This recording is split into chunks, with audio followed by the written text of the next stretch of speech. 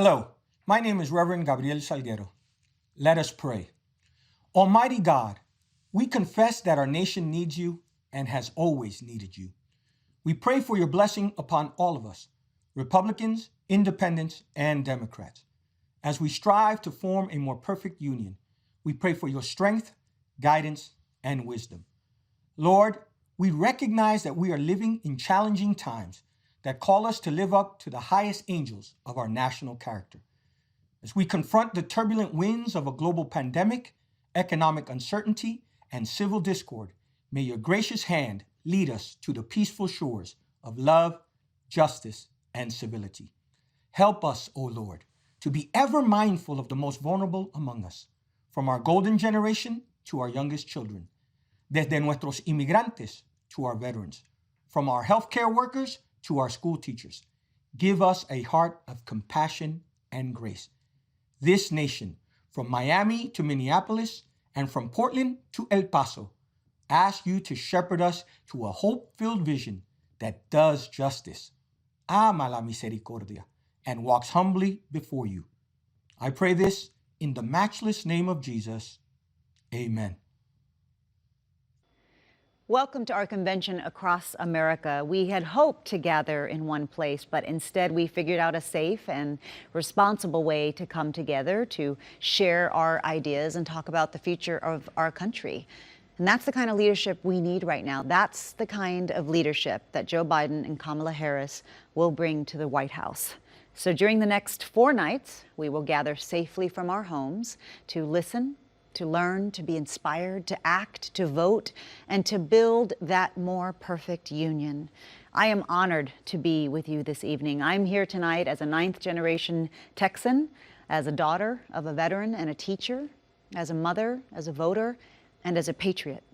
I share Joe Biden's belief that the story of America is one of ordinary people coming together to do extraordinary things. And at our best, our country rewards hard work. We celebrate diversity. We look out for each other and we lift one another up. So tonight, we're going to begin with the simple kindness we've been extending to each other a lot lately. We're going to check in with folks around the country and ask, how are you doing? As many of you know, small businesses employ half of all U.S. workers. Tonight we have Scott. Scott, you are a small business owner from Swarthmore, Pennsylvania. Small businesses have been hit so hard in this crisis, so many small businesses. How are you doing? How are you managing? Well, it's been rough.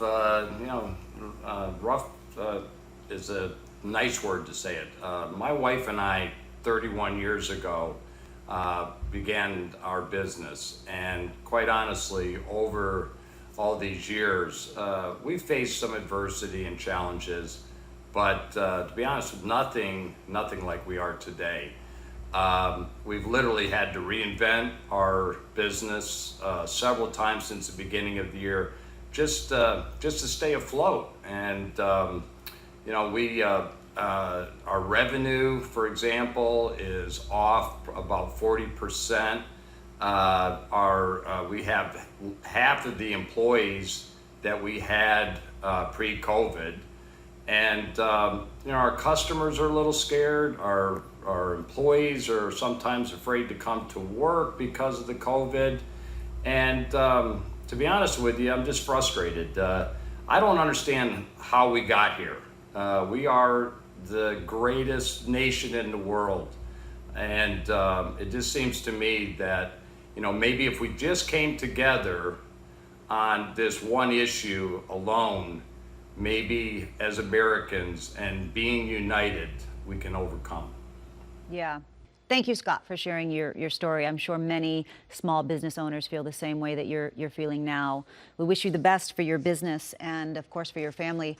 Now I'd like to turn to Marley Diaz, who is 15 years old from West Orange, New Jersey. She is a literary activist and author, and she is the founder of 1,000 Black Girl Books. Marley, so many young people are struggling with the changes due to COVID. How are you doing? I'm doing all right. I feel better every day. I feel more hopeful. I thought this was going to be a few weeks at first where I wouldn't see my friends and I would just stick it out. But obviously, as it's grown longer, I really want to focus on activism and still spreading important messages, given the fact that I can't go out. So I started doing virtual read-alouds online, which has been so fun, getting to interact and meet new kids and encourage and promote the joy that we can find in reading and in learning. It's also super fun to see teenagers like me going on social media and talking about social issues and injustices that they care about, because sometimes you don't have that space in school. So I hope that a year from now, when we get to go back and be safe and be protected, we will still have these conversations and still have a new possibility in a new world. Yes, thank you so much, Marley. You're such an inspiration. I don't think I was doing half of what you're doing at 15, and I love seeing how brave and creative your generation is to creating change. So thank you. Thank you so much for your work. Let's check in with Rick. Rick, you are a farmer from Volant, Pennsylvania. Your farm has been in your family for generations. What have the trade wars and the pandemic done to your family's life work? Well, first of all, I'd like to offer the Trump family our condolences for his loss. Getting back to the business side of it, the trade war was it was a real stressful and truly a devastating effect on a farm. Most probably what people can relate to mostly in agriculture is soybean tariffs. And then whenever you compound the effects of the COVID-19 virus, nobody could have prevented that. It's a shame our leadership misinformed the people like myself and the country on what was coming down the road. My biggest concern is that if these trends continue with this type of leadership, I will be the last generation farming this farm. Yeah, it's a scary thought, and I'm sure a lot of farmers I don't feel the same way. I don't have the answers, but past experiences, if something doesn't work for you, it's time for a change. And that's why I'm supporting Joe Biden all the way. Well, thank you so much. Rick, I couldn't agree with you more. We need meaningful change and leadership that will support family farms like yours. So we wish you the best. Thank you for sharing your story. Finally, let's hear from Michelle from my home state of Texas. Michelle, you are a school nurse and a mother in El Paso.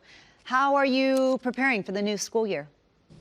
Hi, Eva. Well, we've already started school, but it is a little challenging because every day something seems to change. We start one way one day and we have to change it the next day.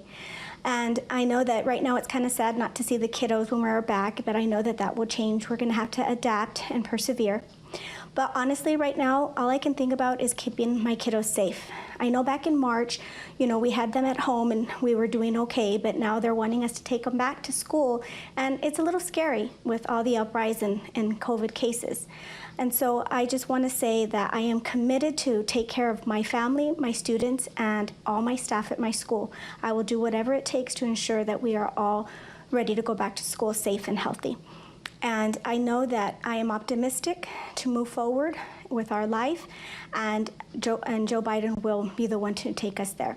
I just want to say for everyone to please remember to wash their hands and wear their mask, because we're all in this together. Thank you, Michelle. I think there's nothing more difficult for us as moms than to see our children suffer. And so I think you're doing a great job of guiding them through this very difficult time. And thank you for the work you do as a nurse.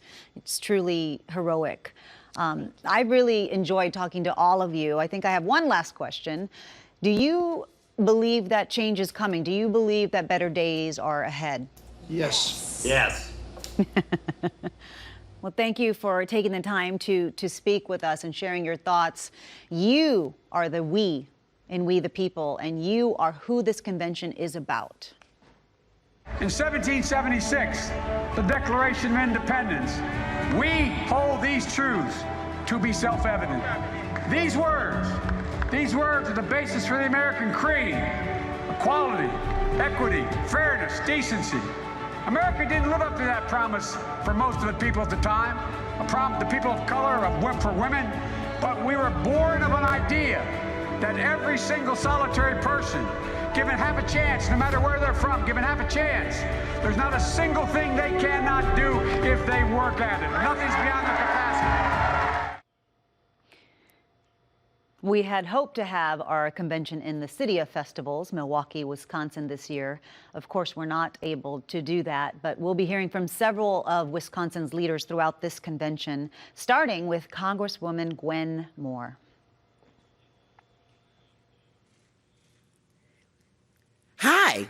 I'm Gwen Moore, and it's my honor to represent Milwaukee in Congress and to kick off the 2020 Democratic Convention. Oh, I sure wish you all were here in the city of Milwaukee, which takes its name from the languages of the first peoples, interpreted as good land and gathering place by the waters. This is a city where blood was shed for labor rights, where a fugitive slave was freed from prison, where women's right to vote was first ratified.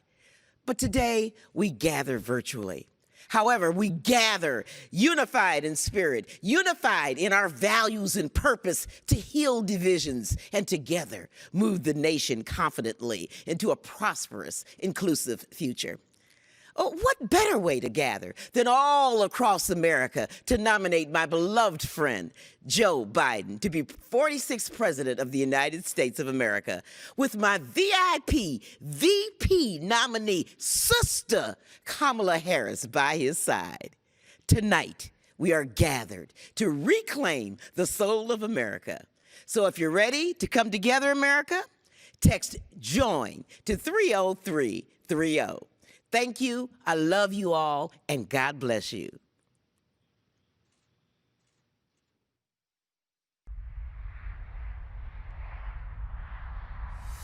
Can't see nothing in front of me. Can't see nothing coming up behind. Make my way through this darkness. I can't feel nothing but this chain that binds me.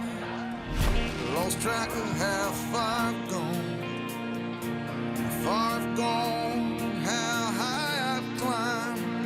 On my back's a 60-pound stone, on my shoulder half-mile line. Come on up for the rising, come on up and lay your heads in mine. Come on up for the rising. Come on up for the rising tonight. Left the house this morning, bells were ringing, filled the air. I was wearing the cross of my calling, on wheels of fire, come rolling down here. Come on up for the rising.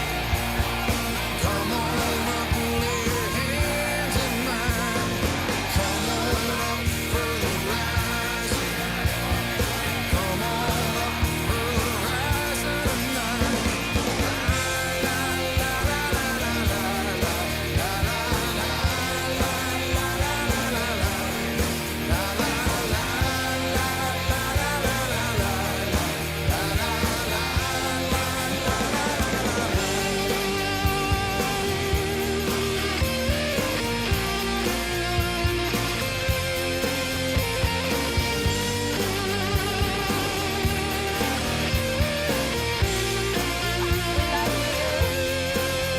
spirits above and behind me.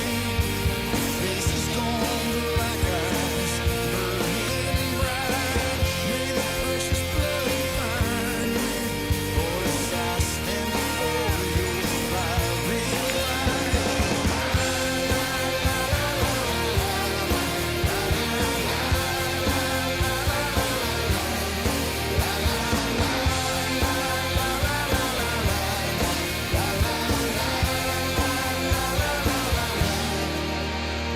I see Mary in the garden.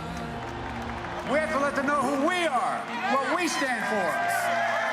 We choose hope over fear, truth over lies, and yes, unity over division. It's time for us to lift our heads up, open our hearts, remember who we are. We are the United States of America. I mean it. There's not a single thing we cannot do if we do it together.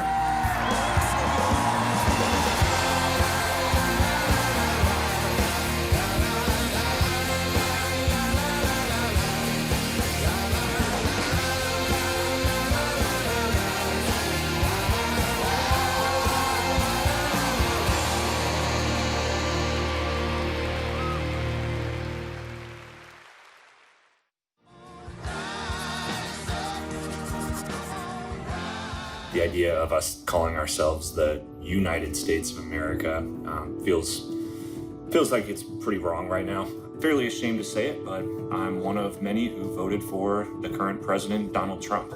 I challenge you to think back to what made you vote for Donald Trump in 2016. I know I sure have, and I've registered as a Democrat for the first time in my life. I'm doing that because I think this election is bigger than any political party. What I think, in light of current events, if nothing else, we need more than anything is a proven leader. Donald Trump's rhetoric it's divisive, it's dangerous. It's also really difficult to vote for someone who essentially has zero platform right now, 4 months out from the election. Joe Biden, on the other hand, has a very detailed plan. Things like unity, education, climate preservation, racial inequality, and even healthcare. We have a chance right now to look ourselves in the mirror and go vote for a proven leader with a history of caring about others and truly putting all Americans first.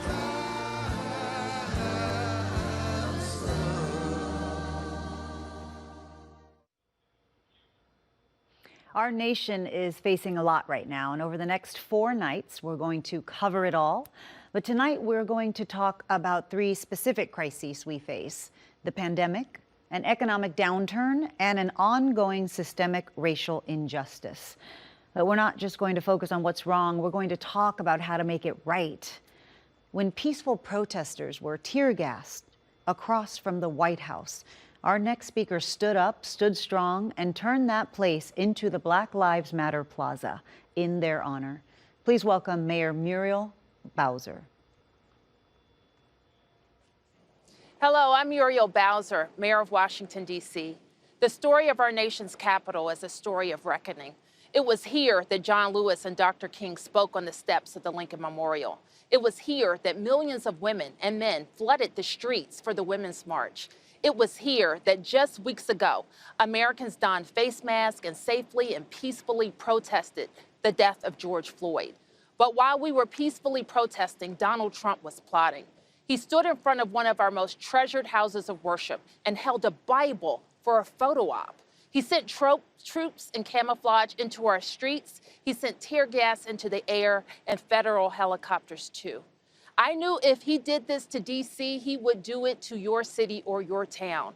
And that's when I said enough. I said enough for every Black and brown American who has experienced injustice. Enough for every American who believes in justice. But I said enough for another reason too. I have a 2-year-old daughter, and I want her to grow up in an America where she's not scared to walk to the store, an America where she's safe behind the doors of her own home, an America where the president doesn't fan the flames of racism and looks out for all of us. So I created Black Lives Matter Plaza right behind me as a place where we could come together to say enough. And by coming together this November to elect Joe Biden and Kamala Harris, we will say next. Because we can't just paint those words behind me. We can't just say those words. We have to live those words. We have to undo the laws and systems that have codified racism for far too long. But we have to do something too. Each and every one of us challenge our own biases. If we see something, do something.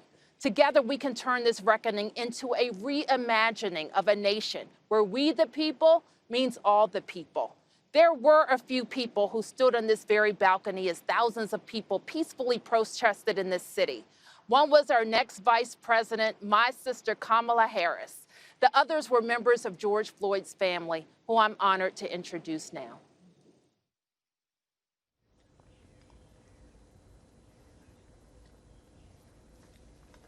My brother George was selfless. He always made sacrifices for his family, friends, and even complete strangers.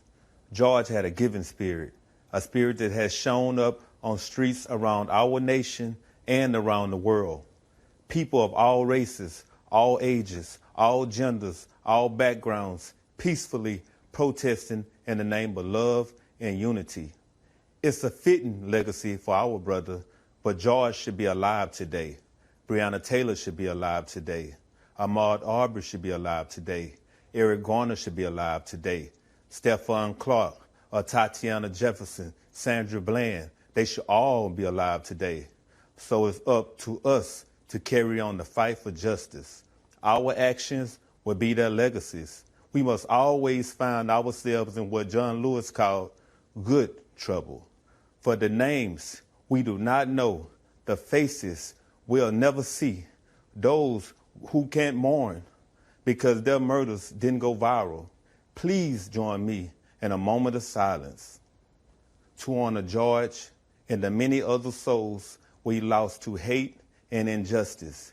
And when this moment ends, let's make sure we never stop saying their names.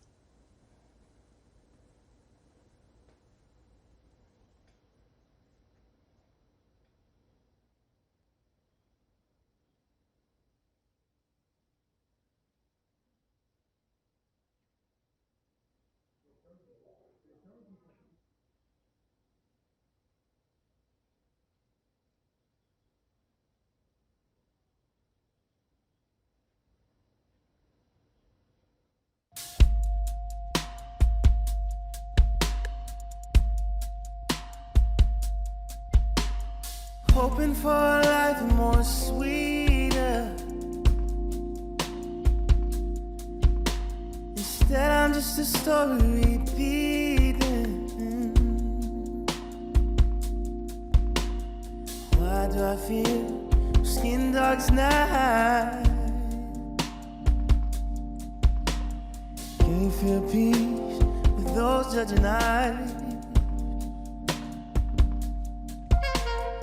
Thought we moved on from the darker days.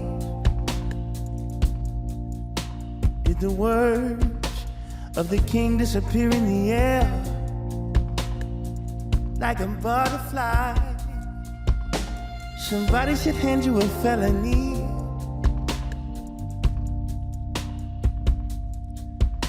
Cause you stole from me my chance to be. Hoping for a life more sweeter. Instead, I'm just a story repeating. Why do I feel skin dark as night? Can't feel peace with those judging eyes.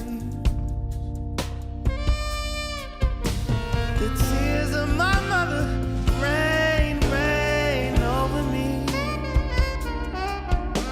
My sisters and my brothers sang, sang over me. And I wish I had another day,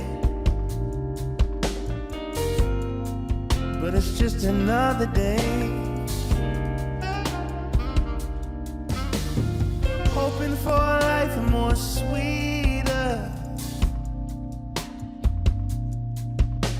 Instead, I'm just a story repeating. Why do I feel skin dark tonight? Can't feel peace with those judging eyes. The tears of my mother rain, rain over me. My sisters and my brothers sang, sang over me. And I wish I had another day, but it's just another day. Hoping for a life more sweeter.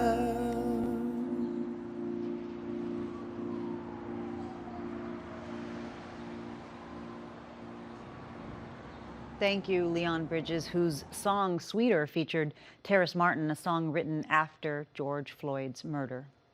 You know, we have to ask ourselves, how do we, the people, take the protest and turn them into progress? How do we take the changes we're seeing in the hearts and minds of people and translate it into real and lasting change in people's lives? We need to address the economic inequalities that this virus has exposed and worsened. And we need to solve the testing and healthcare disparities that have led to people of color dying from COVID at higher rates than white people. And we need to make it easier for Americans to vote. We have a lot to do. And to do this, we need community action. We need Congress that can have power to do it. And we need a president who understands that this is the moment. The moment has come for our nation to deal with systemic racism, to deal with the growing economic inequity that exists in our nation, to deal with the denial of the promise of this nation made to so many. You know, I've said from the outset of this election that we're in the battle for the soul of this nation. And we are in the battle for the soul of this nation. What we believe, and maybe most importantly, who we want to be, it's all at stake. That's truer today than it's ever been, at least in my lifetime. And it's this urgency, it's in this urgency, we can find a path forward. Hey, everybody, how are you? Thanks for doing well, this. Mr. Vice President. Greetings. Thank you, thank you, thank you. Jamira, tell the rest of the folks a little about your background. I started doing activism when I was 15. It was at the intersection of knowing both the perpetrator and a victim. My brother Andre was shot and killed in Philadelphia. And it made me realize that I had a responsibility, almost a collective responsibility, to ensure that that didn't happen to other young people. And I think that's what's missing in America right now is our collective responsibility to each other, and to realize that the person down the street or around the corner or even across the country, that we have a responsibility to ensure that we're making sure that they're safe, they have access to education, and that in all, we're creating a world in which their differences are celebrated as well as protected under the law. Mayor, how are you prioritizing the many things you have to do as we try to tackle in a way that we haven't before systemic racism in the city? It really is about economic empowerment, because if people are lifted out of poverty and they are given an opportunity to feel a stake in their own future, that goes a long way. We're also challenging, all kinds of institutions, from corporations to community-based organizations, to think about what they can do better to end systemic racism and make sure that we're uplifting the quality of life in communities. I mean, what do you think we should be doing, Mr. President? Well, first of all, we have to change the public discourse around voting. It should be seen as without being suppressed.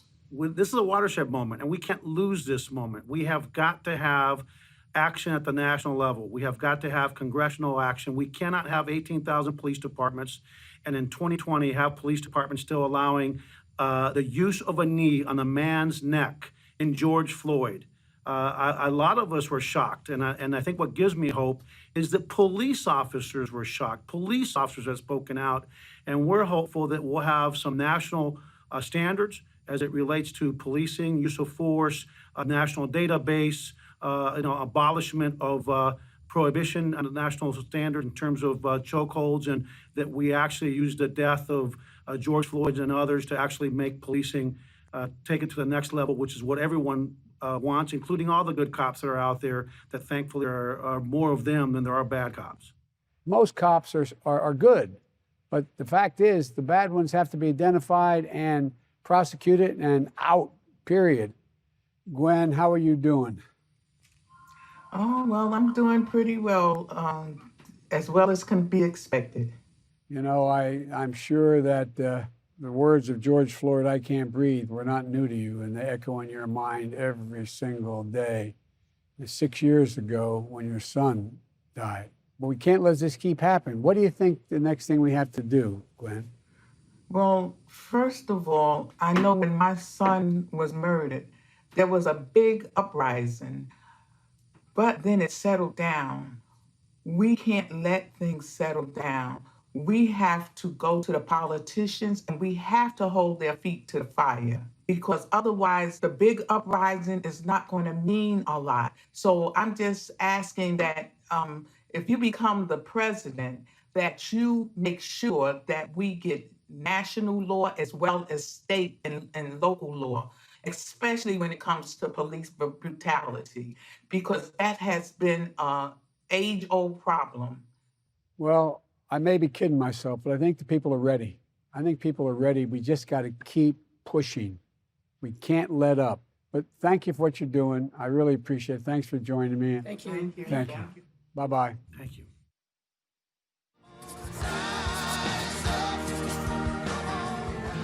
Racism structurally, individually, and systematically is real. Black, brown, no matter what you look like, you should not ever be fearful of your life due to the color of your skin. What I want to see in the next president of the United States is someone who's fair, who believes in equal justice under the law. I want him to lead us through this revolution that we're experiencing right now. Joe Biden is a healer and he's a unifier. He will fight for the Black Lives Matter movement. Undo, remove, tear down the remnants of structural and systematic racism in this country. The systemic injustices that exist, things that our nation has overlooked that need to be addressed. We need to stand on our platform and introduce legislation that makes this platform felt from coast to coast. And I know that Joe Biden is the person to restore the values that we hold so near and dear to our hearts. I have a 10-year-old son. I want to make sure that there is a world that's left better for him.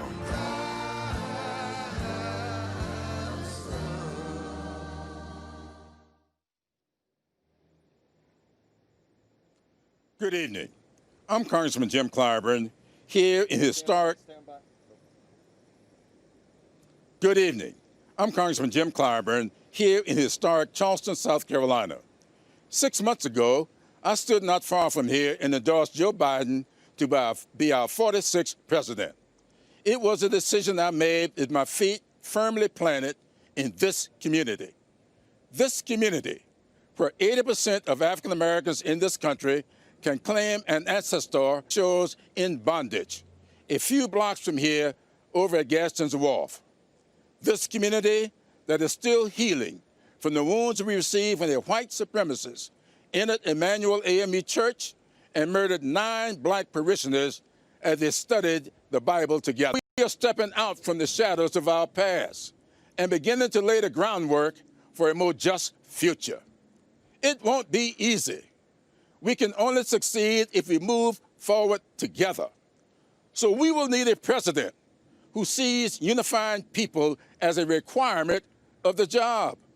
A president who understands the true meaning of community and how to build it through trust and humility.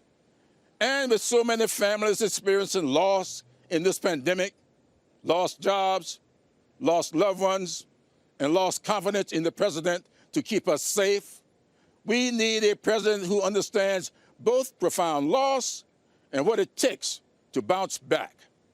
But more important than his firsthand experience with loss and hardship is his ability to translate that perspective into policy and solutions, and prioritize hard-working people and persistent poverty counties over partisan politics or personal gain. That's why I stand with Joe, and why he will always be an adopted son of South Carolina. Joe Biden is as good a man as he is a leader. I have said before and wish to reiterate tonight, we know Joe, but more importantly, Joe knows us. I am Kevin. I do a lot of things in life, but the thing I'm most proud of is I am a TAPS military mentor, and that's how I spend the majority of my time, post-Marine Corps. Building memories like the ones we build together is the single best thing I do with my time. Thank you for allowing me to be a part of your lives and sharing the journeys for the past decade. We've got about 500 kids and family members and mentors, and we're all packed into this very large ballroom. And all of a sudden, the back door opens up, and in walks Joe Biden. I had almost an out-of-body experience because he surprised us all. You know, I like to think I'm decent at reading people. From my time in the Marine Corps, my time as an intel officer, my time as a drill instructor, my time studying psychology. He was being real. I mean, you can't fake that kind of a smile. He was genuinely happy to see these kids and to spend time with them. It's easy to lose faith in humanity, especially today. There's a lot of polarization, leaves a lot of room for a lot of hope. And it's hard to articulate real character when you see it. You know, policies are great, and we need sound policies as well, which he also has those because he's got the chops, right? But it's almost like none of that matters if you don't have the character.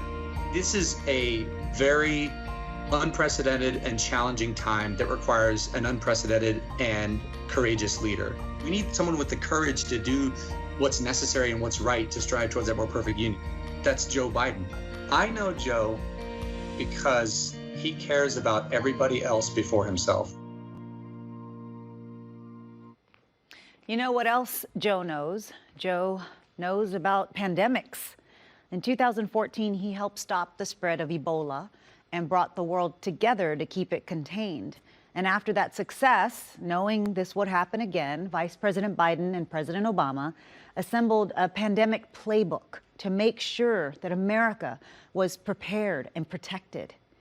The Trump administration disbanded the pandemic response team that was given to them. Americans have died and lost their livelihoods because of it. We, the people, deserve a president who believes in science, that recognizes the threat of COVID, who has a plan to get us through it.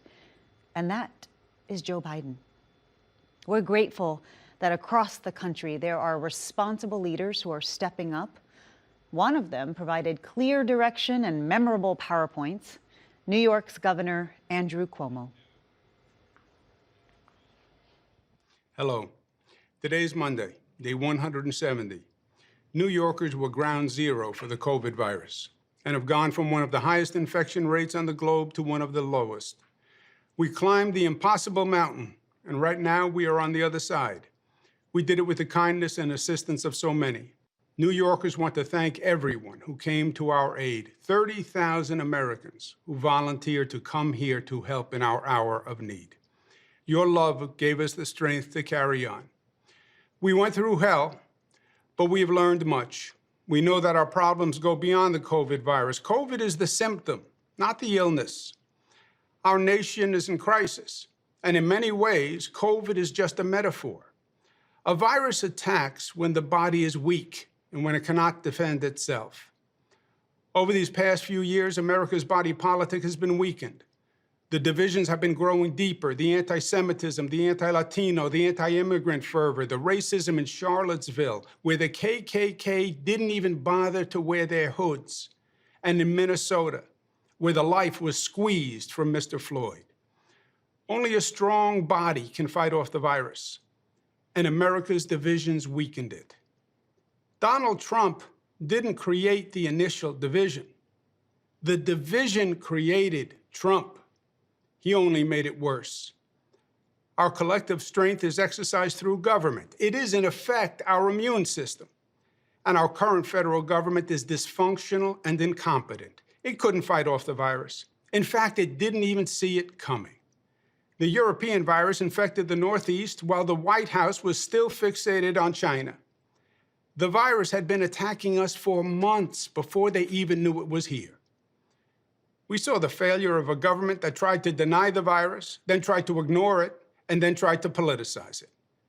The failed federal government that watched New York get ambushed by their negligence, and then watched New York suffer, but all through it learned absolutely nothing. So today, 6 months after it began, the nation is still unprepared. And we now face a second threat, but this time not from Mother Nature. This is a man-made threat by our own negligence. We now see the virus ricocheting across the country, from one state to another. Today, we trail the world in defeating COVID. We have over 5 million cases. Americans learned a critical lesson, how vulnerable we are when we are divided, and how many lives can be lost when our government is incompetent. But we learned something else, my friends. We saw the negative, but we also saw the positive. As they proved their way failed, we proved that our way succeeded. That America can still rise to the occasion. We can put our differences aside and find commonality. Government can tell the truth and can build trust. We can judge by content of character rather than color of skin. We can care for one another, that Americans can work together and forge community and a competent government.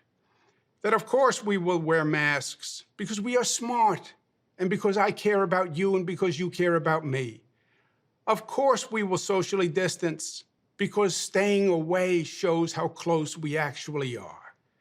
Yes, we will set up testing and tracing and do whatever we need to do to mobilize to win this battle because we are America. We win wars, and we are the greatest country on the globe. And for all the pain and all the tears, our way worked, and it was beautiful.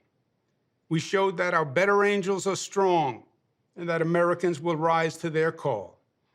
We saw that even at the end of the day, even if it is a long day, that love wins.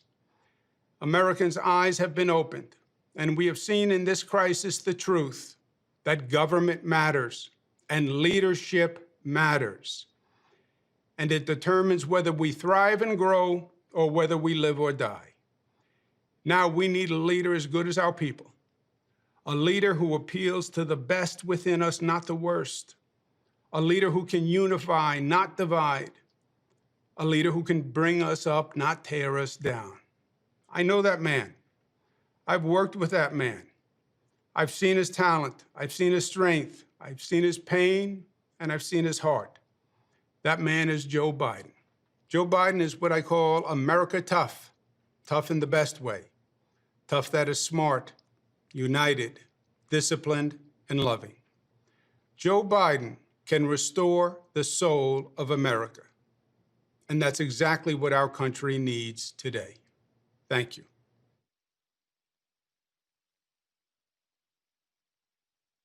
And now we'll hear from Kristen Urquiza. Hi, I'm Kristen Urquiza. I'm one of the many who has lost a loved one to COVID. My dad, Mark Anthony Urquiza, should be here today, but he isn't. He had faith in Donald Trump.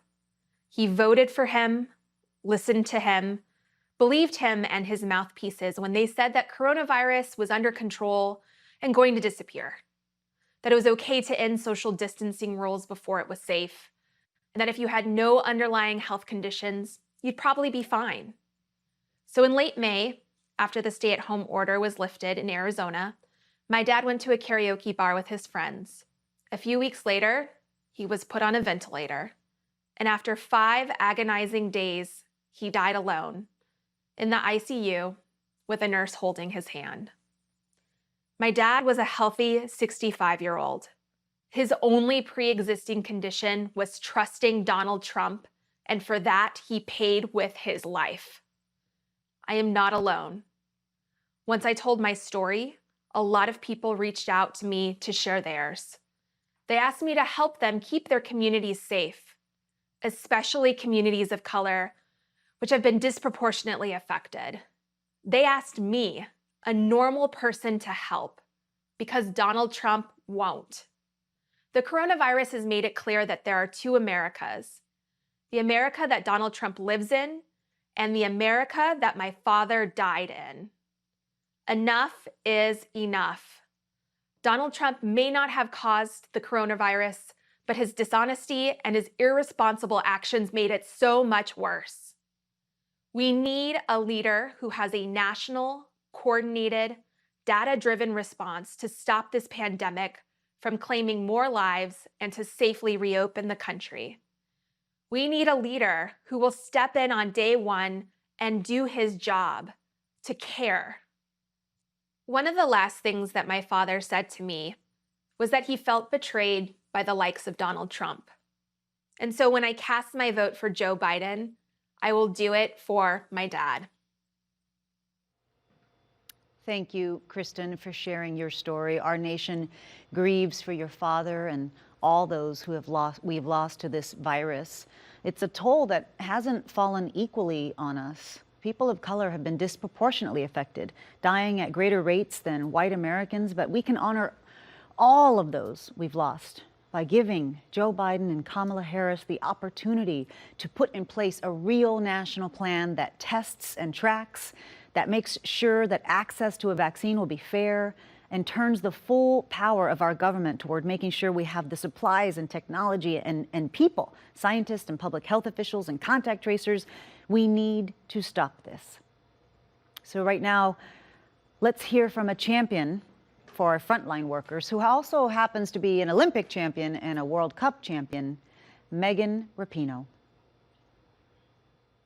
Hi, everybody. My name is Megan Rapinoe, and I have the distinct honor today to host a conversation with 4 of our frontline workers here in America. We should rename them heroes, absolutely. Chung Lee, can you tell us a little bit about how you're doing during this time? So early on, when the government was still trying to figure out proper protocols to protect frontline workers, I had unfortunately contracted COVID through patient contact and was isolated by myself for 2 weeks. So total isolation, no contact. Once I recovered, luckily, I went back to the front lines to continue to take care of the sick. And what got me originally was watching people die alone. There were no visitors allowed. Everyone was totally isolated. And I knew how that felt because for 2 weeks, that was me. Not knowing if you were going to wake up, not knowing if you were going to make it, who you were going to talk to, if you can say goodbye. This was people's moms, dads, brothers, sisters, sons, daughters, all dying alone. And we know there's a round 2 coming, and mentally, physically, emotionally, I don't know how many of us on the front lines are going to survive that second round. Dr. Bradley, what effects are you seeing inside your hospital doors of the inaction of the Trump administration when it comes to this COVID response? It's heavy. I mean, I've left the emergency department in tears, and so have a lot of my colleagues. People are exhausted, and we're looking at the tsunami that's coming this winter with COVID and influenza. And I think all of us are wondering, how is our system not going to just collapse? Because if we're not there, when people come with their broken arms, or they come with their heart attacks and strokes or their appendicitis, we're not going to be there. What were you seeing on the front lines in those very early days that you knew it wasn't going to magically disappear? Did you think it was a hoax then? Oh, absolutely. We knew that this was not a hoax. We were certain of it. All of us knew from experience back in 2009 with the swine flu. We knew what a pandemic would look like. We knew that we needed to have the tools and the resources and the plans in place. But then we have the ineptitude and the lack of leadership from this administration. I've seen the worst of the worst. Not only have I answered thousands of calls of people that are sick, but people that are dying. Michelle, tell us a little bit about how it's been for you on the front lines, what your specific role is. As a union nurse, I've been primarily more in the forefront on advocating that our healthcare workers and our patients get the support and the PPE that they need. You know, 10 years ago, I responded to the disaster in Haiti. We were working in a tent hospital after the earthquake. But, you know, the first time that I ever feared for my life and my family's walking into work was in my own country. We have the money, we have the means, we have the resources in this country. We are deeply lacking leadership and somebody who cares. Trump has made it perfectly clear how he feels. And we need a president who cares. That's Joe Biden. Dr. Bradley Dreyfus, Aldo Martinez, Michelle Boyle, and Chung Lee, I can't thank you enough. The American people are forever indebted to you, to your work and your sacrifice and just you showing up every single day and giving everything you have. And thank you again for all of the work you do on the front line. There's no way we could ever repay you. So thank you very much.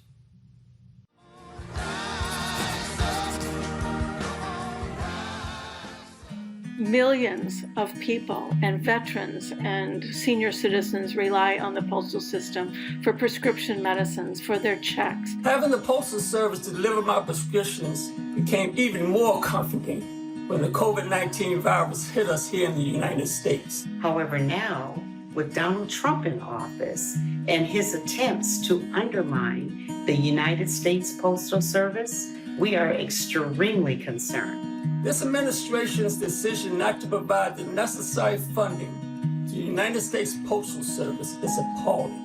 I was diagnosed with multiple myeloma. Voting by mail is our only realistic option. In no way do I want my 11 grandchildren to grow up in a world where this kind of suppression exists.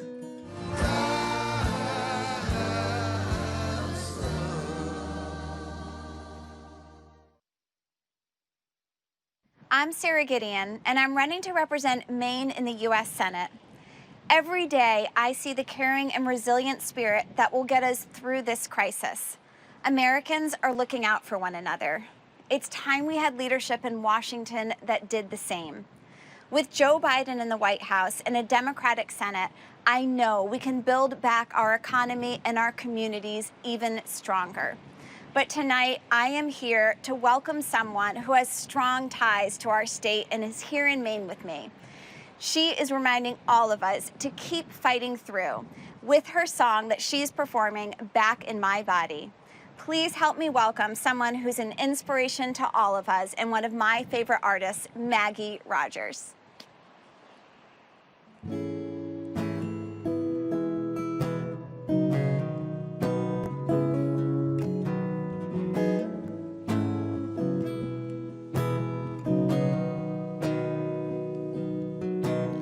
I was stopped in London when I felt it coming down, crashing all around me with a great triumphant sound, like the dam was breaking and my mind came rushing in.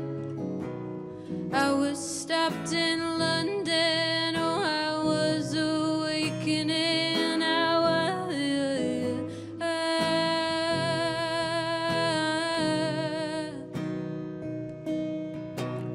I was over in Paris when I almost ran away, 2 times round the block before I decided to stay.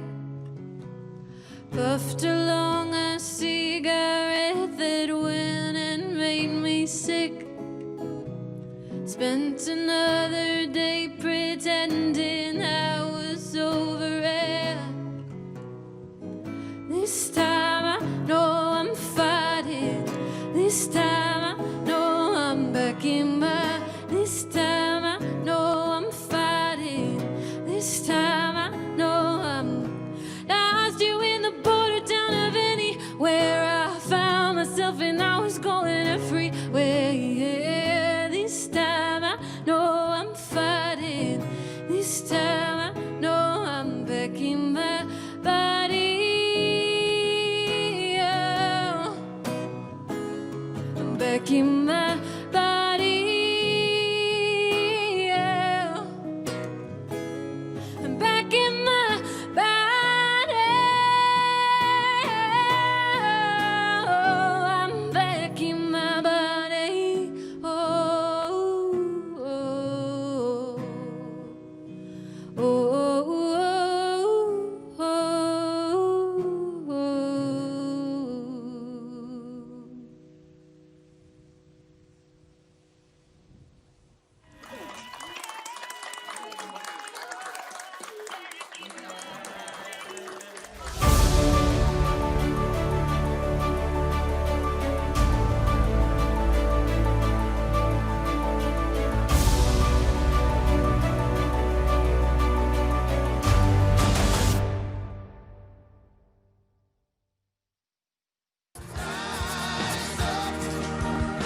When the COVID-19 pandemic hit, all I could think about were my students and their families. All the suffering and pain and death that really didn't have to be this way.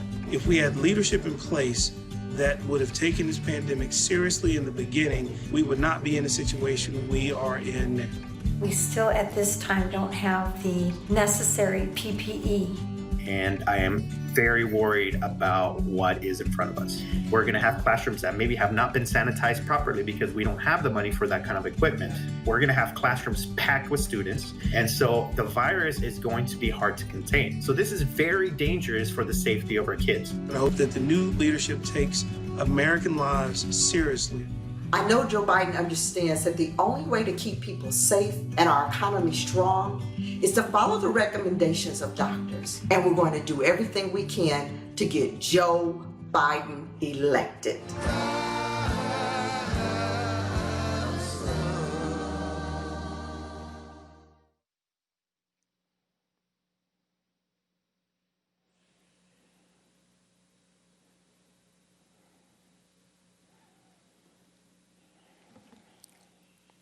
Hello, America.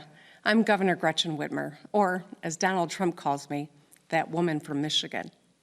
Tonight I'm here at UAW Local 652 in Lansing, Michigan.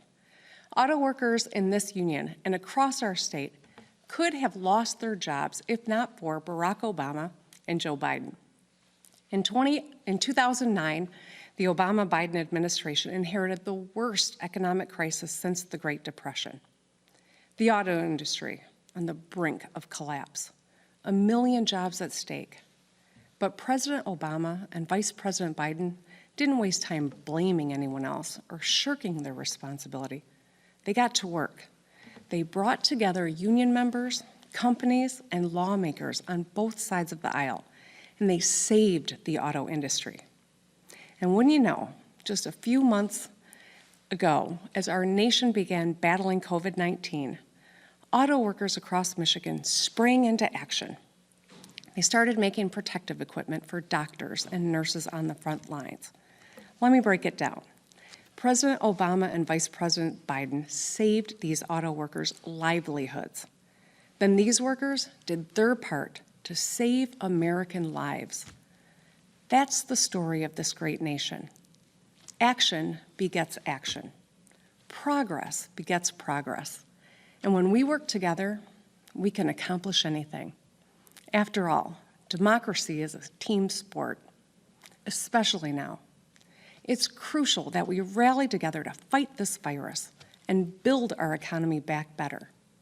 From the jump, we took this pandemic seriously in Michigan. We listened to medical experts. We planned.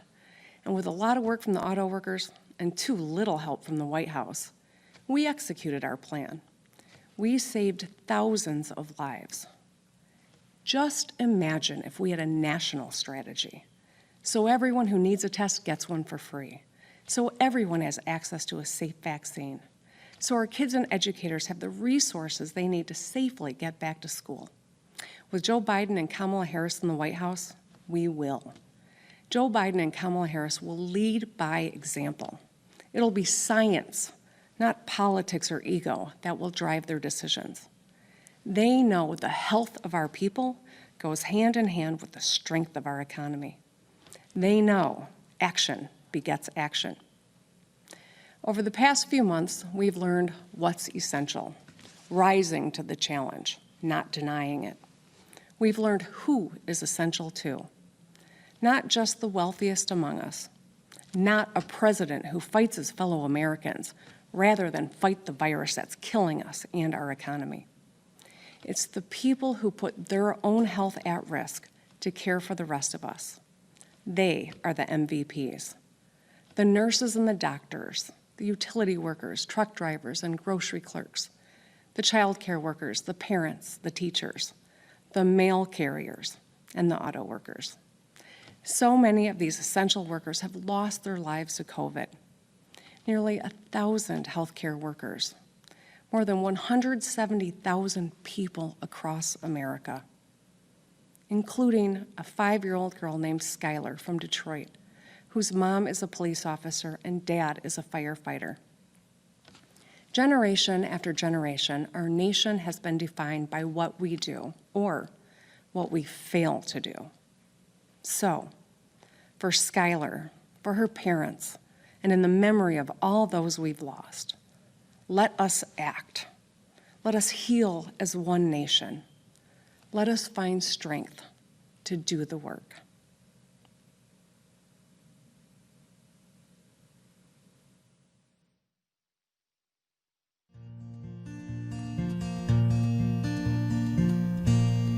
I've been down this road before. I remember every tree, every single blade of grass holds a special place for me. And I remember every town and every hotel room, and every song I ever sang on a guitar out of tune. And I remember every night your ocean eyes of blue, how I miss you in the morning light, like roses miss the dew.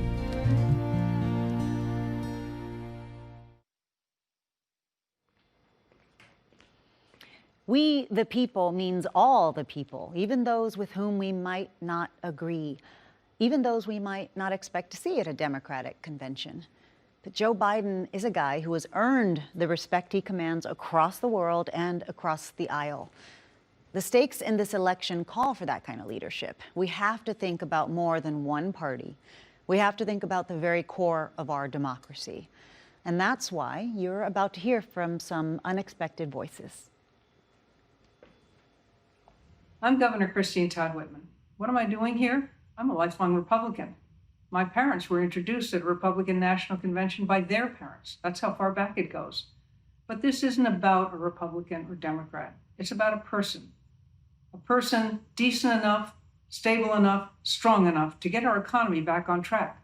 A person who can work with everyone, Democrats and Republicans, to get things done.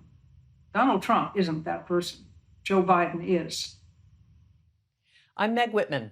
I'm a longtime Republican and a longtime CEO. And let me tell you, Donald Trump has no clue how to run a business, let alone an economy. Joe Biden, on the other hand, has a plan that will strengthen our economy for working people and small business owners. For me, the choice is simple. I'm with Joe. Hi, I'm Susan Molinari. I'm a former Republican member of Congress from New York City, and I've known Donald Trump for most of my political career.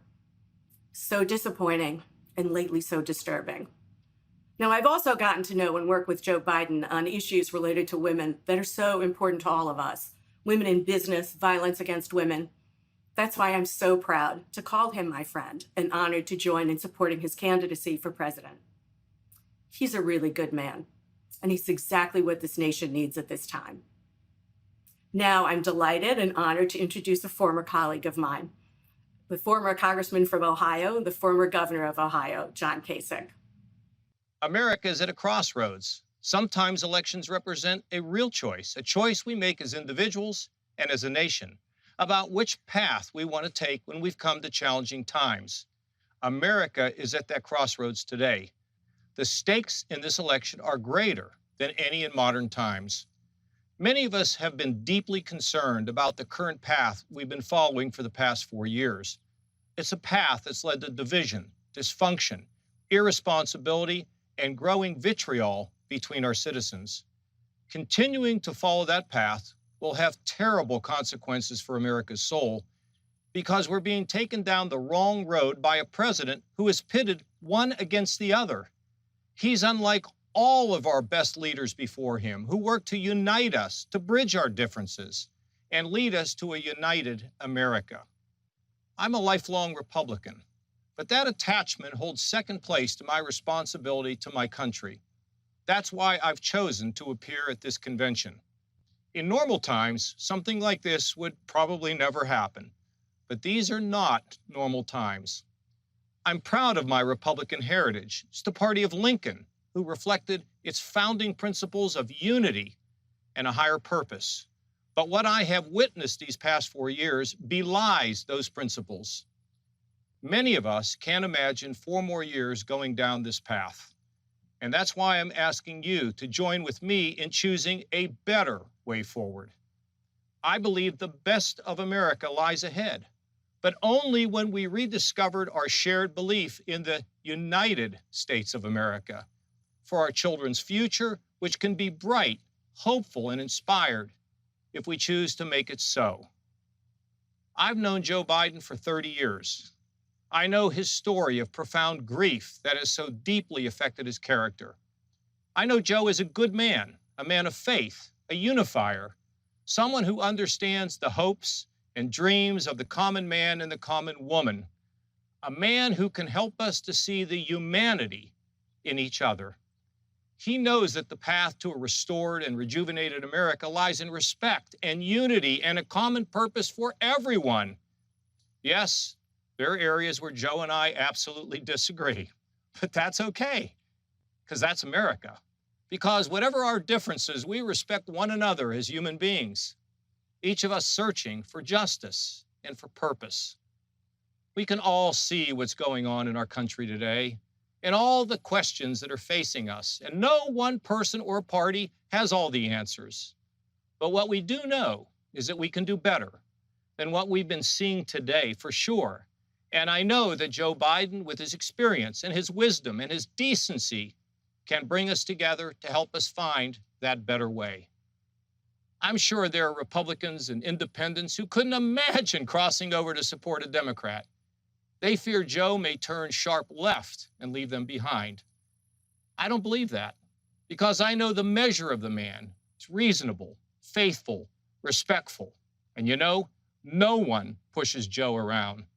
Joe Biden is a man for our times, times that call for all of us to take off our partisan hats and put our nation first for ourselves and, of course, for our children. When America chooses the right path and pulls together, like we've done so many times before, we can dream big dreams, and we can see the top of the mountain as a United States of America with a soul that is a beacon of freedom to the entire world.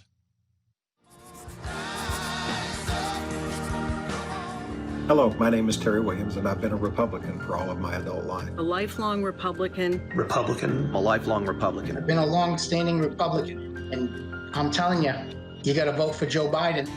I have voted for and campaigned for Republicans since the Reagan years, but I won't be voting for Donald Trump in November. I'm supporting Joe Biden for president. We need a positive leader, someone who can work with both sides, the Republicans and the Democrats. I don't think we can deal with the type of person we have in the White House any longer. Vote America. That's the only way to get out of this. And Joe Biden is just the person to ensure we get our lives back to normal. Joe Biden is a decent man with a long history of public service to America. He will restore order and integrity to the executive branch. I would strongly encourage all of us to come together and hopefully return our country's political discourse back to some measure of normalcy and decency. I'm absolutely sure he's going to help us bring this country together once again.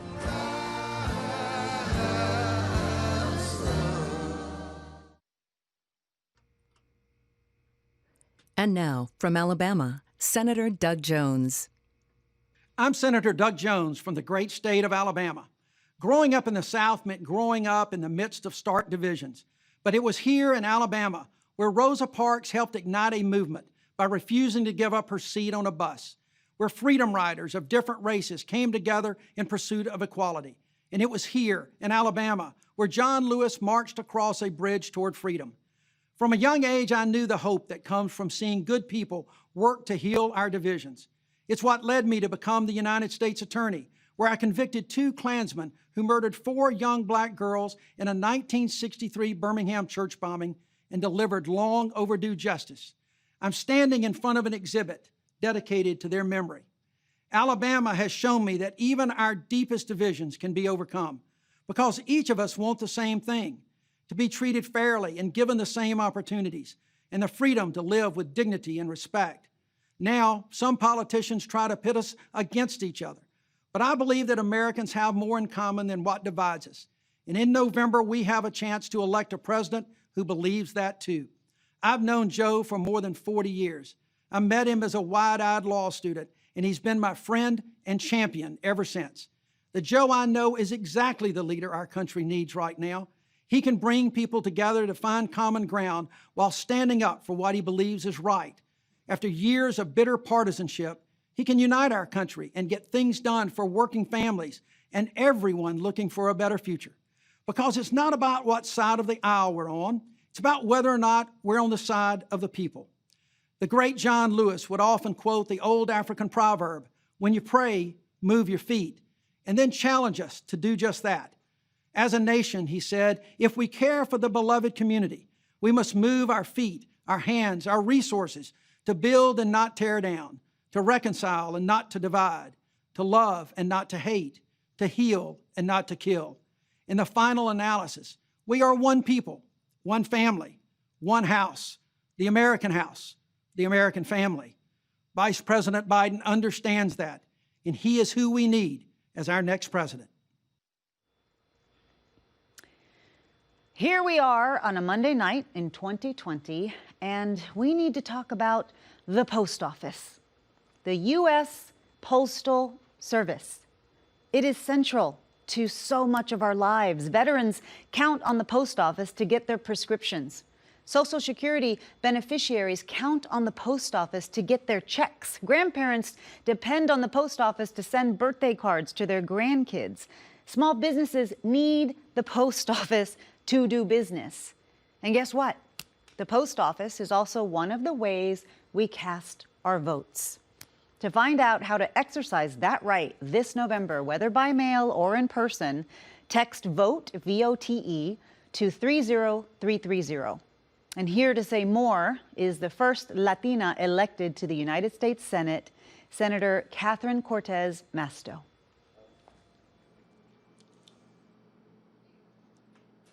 Hello, I'm Senator Catherine Cortez Masto from Nevada. This year, more Americans than ever before are going to vote from rooms just like this, marking their ballots at the kitchen table and exercising one of our most fundamental rights from home. But despite what the president says, voting by mail has been a secure, proven option for decades. In 2016, 33 million Americans voted by mail. Even Donald Trump has requested an absentee ballot twice this year. This fall, some Americans will choose to vote in a voting booth with a mask on, while many of us will choose to vote by mail. My home state took the advice of scientists and medical experts and listened to the people of Nevada to put in place a vote-by-mail system so voters have a lot of options this fall. But Donald Trump is trying to divide us by undermining that right. He has threatened to withhold federal funding to Nevada because of our vote-by-mail system. That's funding our schools and seniors rely on. He has challenged us in court with a meritless lawsuit, one that our Republican Secretary of State has asked the judge to dismiss. And now he is putting the lives of Nevada's seniors at risk by trying to defund the post office. Here's what that means. Seniors won't be able to get their prescriptions because he wants to win an election. Well, Mr. President, Nevada is not intimidated by you. America is not intimidated by you. We are united by shared values, shared history, and shared rights, including our fundamental right to vote. And this fall, we will send Joe Biden to the White House and will flip the U.S. Senate. With Mitch McConnell out of power and a Democratic majority in the Senate, we will expand voting access and protect voting rights. To do this, America, we need you on our side. So go to joebiden.com right now to chip in, and then head over to flipthesenate.com to help us take back the Senate. Donald Trump and Mitch McConnell know how to divide, but we know how to stand together and turn this country around. This year we had an historic field of presidential candidates, an historic number of women, including our vice presidential nominee, Kamala Harris, more candidates of color than any primary ever, and the first openly gay man to win a caucus. This party, the Democratic Party, welcomes everyone, encourages everyone to lead, and invites everyone's ideas to ensure this country builds back better. This is what our next speaker believes too, Senator Amy Klobuchar. Okay.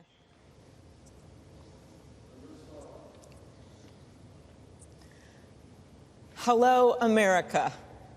Like my friend Catherine, I believe that the right to vote is fundamental and the post office is essential. You know, the president may hate the post office, but he's still going to have to send them a change of address card come January. Donald Trump just happens to be in my state today, trying to divide people instead of responding to the pandemic and the significant needs of our economy. But Democrats, independents, and yes, many Republicans have had enough of his divisiveness. Tonight, my friends, in contrast, we've heard a lot about how we can unite as Americans, about our shared values, our shared dreams, how we've come together in the face of crisis. But I want to be clear. Unity isn't about settling. It's about striving for something more. It isn't the end, it's the means. It's how we get stuff done. Unity is about reaching up toward a higher purpose, a better future for all of us. E pluribus unum, out of many, one. It is more than a motto. It is the North Star for our democracy. Now more than ever, we need a president who will unite this country. We need a president who, in George Floyd's memory, instead of using the Bible as a prop, will heed its words, to act justly. We need a president for the workers who've lost their jobs because this administration is selling American workers out when we need to buy American. For the farmers and manufacturers and the people of rural America who are sick and tired of reaping what he's sown. We need a president who will look out for the seniors like my dad, whose families now visit them through glass windows, never knowing if it will be the last time they see them. We need a president for all of America. I come from the middle of this country where we believe in people joining together to solve problems. We seek common ground to reach higher ground. That's been Joe Biden's life's work. He's a man of scrappy, working-class roots, a man whose own hardships have only made him more determined to lift up those who have been left out. He understands redemption, and he knows resilience. Joe Biden's a man of deep experience. Barack Obama, better known tonight as Michelle's husband, he leaned on Joe for his strength and decency, and you can too. You know, most candidates, when they end their campaign, that day is a hard one. For me, it was a moment filled with great joy, because the day I ended my presidential campaign was also the day I endorsed Joe Biden. Joe ran for the same reasons I did when I announced my campaign in the middle of that blizzard on the banks of the Mississippi River.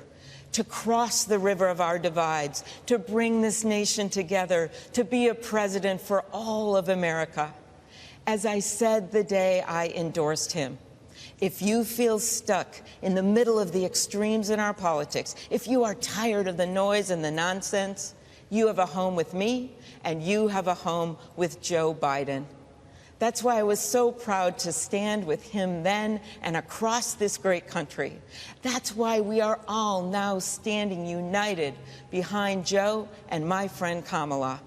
Our nation's motto is out of many, one. And as you're about to see, it's also the story of the Democratic primary. Thank you, America.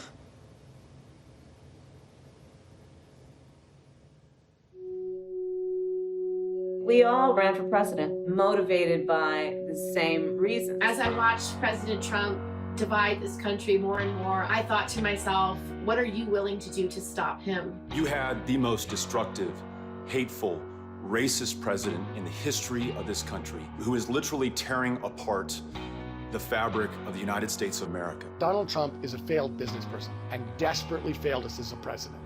We will run! I ran for president because I think it's urgent that we heal the divisions in this nation. We are still in control of our own future, and we need to provide millions of Americans a real path forward. A green jobs program. Increasing the minimum wage. Passing a national paid leave bill. Student loan debt. Mental health, starting with our veterans. Reproductive justice. Economic justice. Racial justice. And there is so much a new president can do to bring us together. It's time to get up. Get back. Starting a presidential campaign is daunting.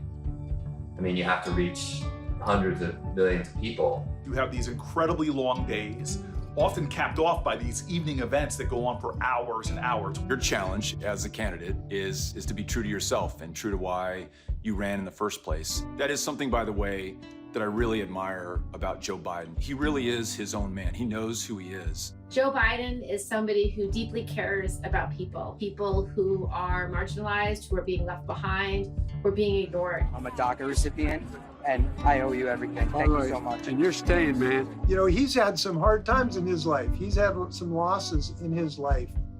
And I think that is something that people relate to. You doing okay? Yep, close to 15 years cancer-free. God love you. Well, I was at a service for 4 fallen Afghanistan soldiers, and I saw those families who were so comforted by Joe Biden. When they walked out, they knew someone cared for them. Someone could relate to their own pain they were having. We need that in the White House. I still remember standing side by side with him on the debate stage, and we were having a go of it. But what was remarkable to me was in the commercial break, he puts his arm around me and starts telling me how good my ideas are. And next thing you know, I feel like he's giving me a pep talk and literally telling me how important it is, how really important it is that I'm on that stage.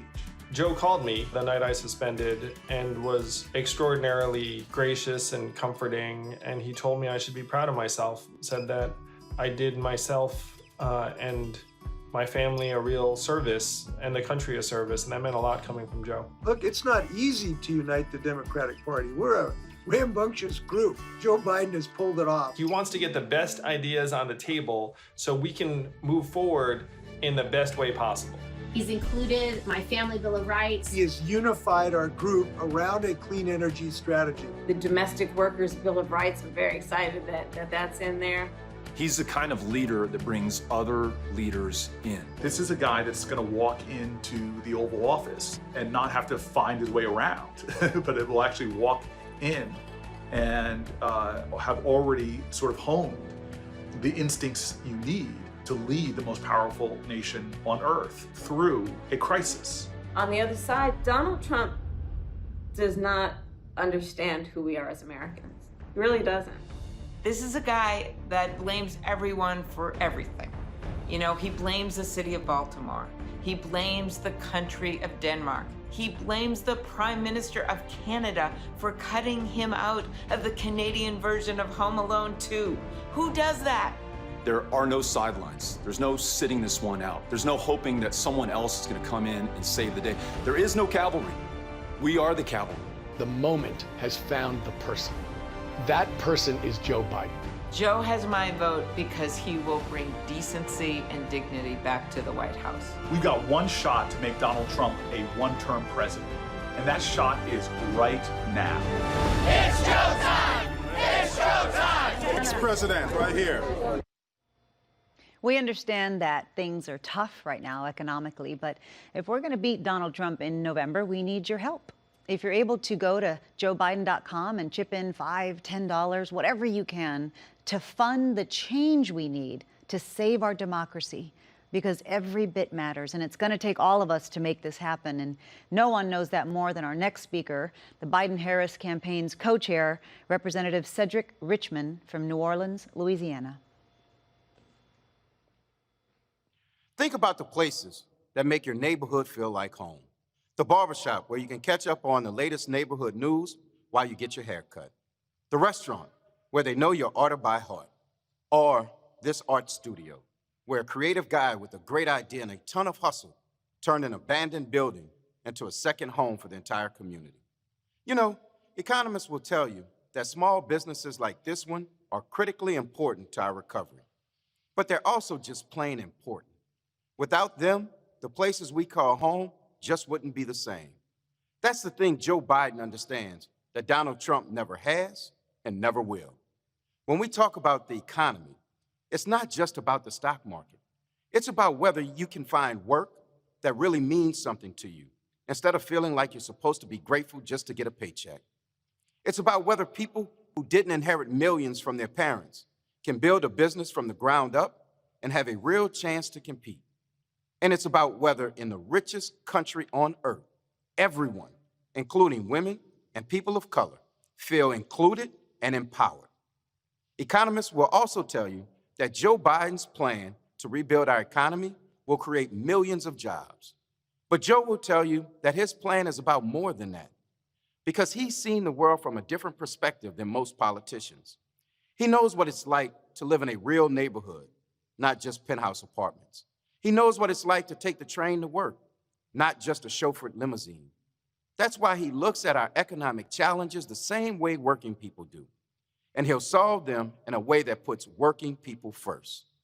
Joe Biden respects America's workers because he truly understands the dignity of work. You know, it was mostly small talk when we first met. When I would collect his ticket, and as time went on, I learned more and more about him as our friendship grew.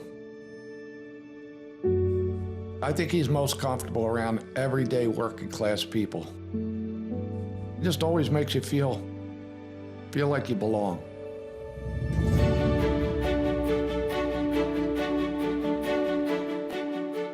For more than 30 years, Joe Biden took the train to work. As a single dad, he promised to be home to kiss the boys every night and then make them breakfast in the morning. When he got on the train, everyone seemed equal to him. He had time for everybody. Joe was a regular. He bought rounds of coffee for fellow passengers and crew, and he got to know the people he traveled with. These guys broke their necks. They're always rocking, keeping their balance, collecting tickets, help people with their bags that are heavy as hell. And they're doing this for hours. And we became really good friends. He was very interested in my life, my children. As time went on, my grandchildren. People don't do that today. People don't even take time out to say hello or nod their head to the average working person. They looked at us like we were important people. He would treat the conductor the same as he would the President of the United States. That is what Dad taught us, that everybody deserves to be treated with dignity and respect. After Joe became vice president, he cut down on his commute, but he kept in touch. When Greg Weaver had a heart attack, he got a phone call. I was in a barber shop in New York City, and the phone rings. And sure enough, it was Vice President Biden asking me how I'm doing. He wanted to know the whole story. It's kind of funny that you're talking to the Vice President of the United States, but if I would have told them people in the barber shop, I don't think they would have believed me. I'm not saying it like it was me and I was anything special. Everybody was special to him. We have heroes all over this country, and a lot of the essential workers out there that we don't even see, that are behind the scenes, are keeping this country going. He understands that. The average guy is important to him. The average guy is important to him.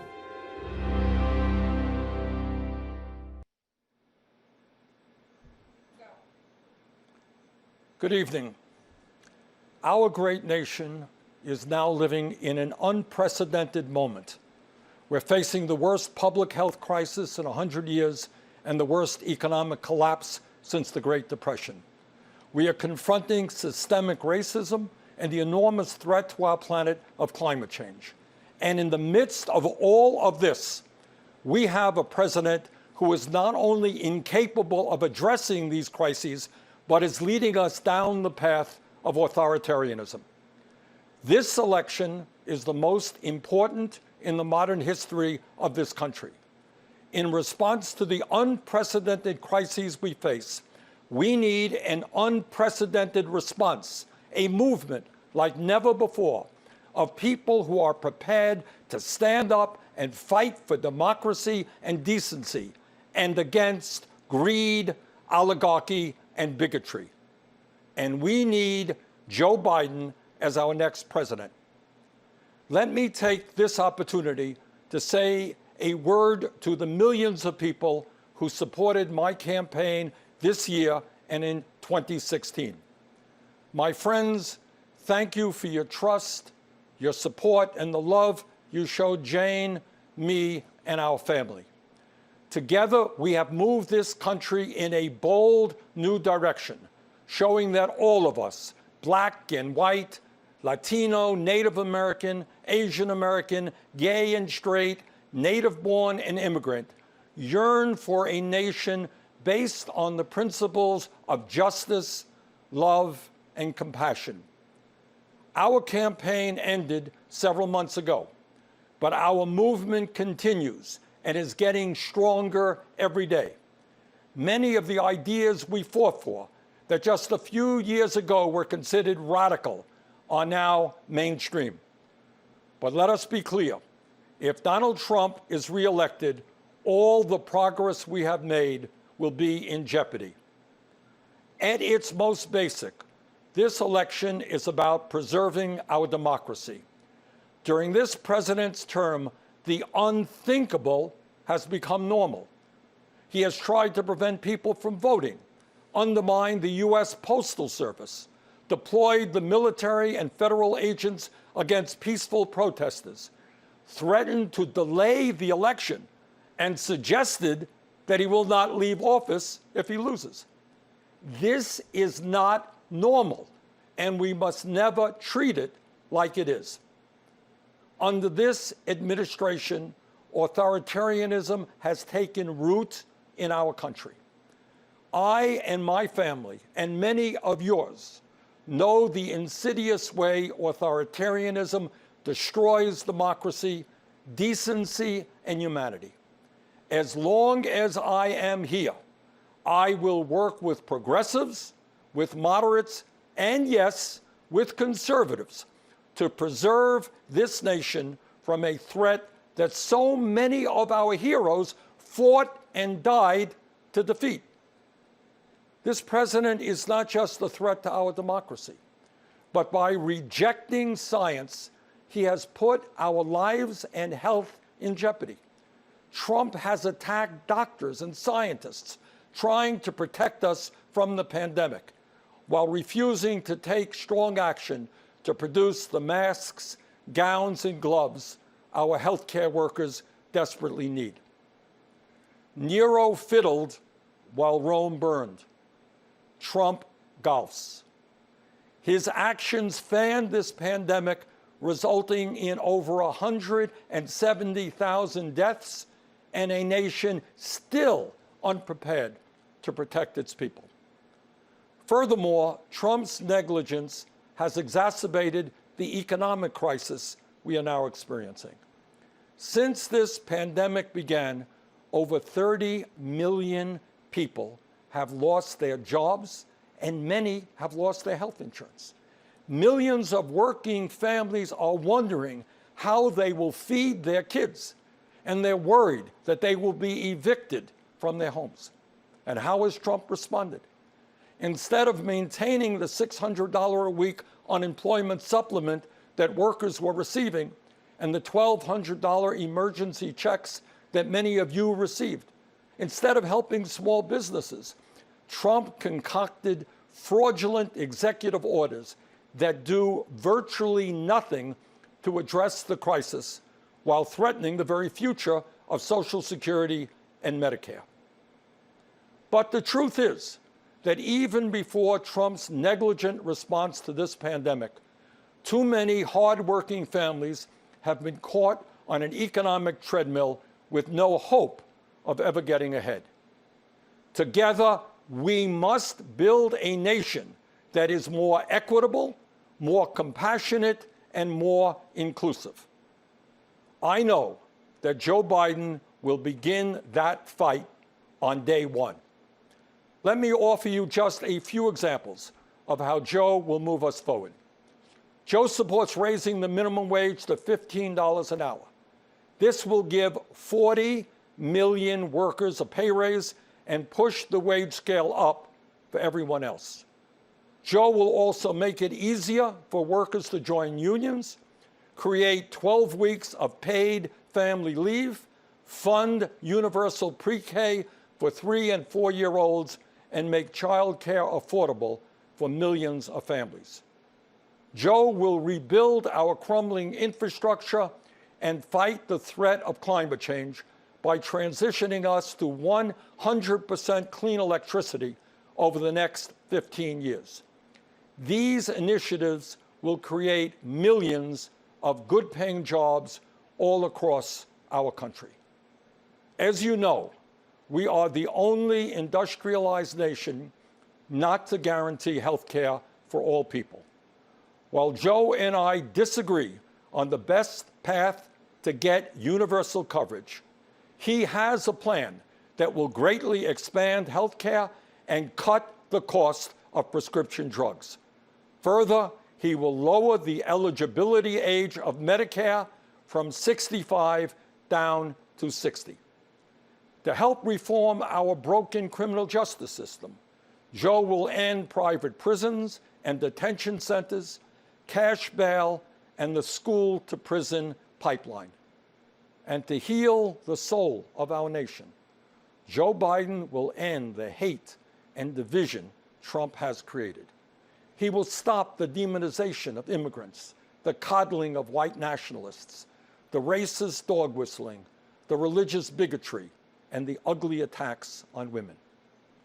My friends, I say to you, to everyone who supported other candidates in the primary, and to those who may have voted for Donald Trump in the last election, the future of our democracy is at stake. The future of our economy is at stake.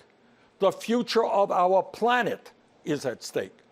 We must come together, defeat Donald Trump, and elect Joe Biden and Kamala Harris as our next president and vice president.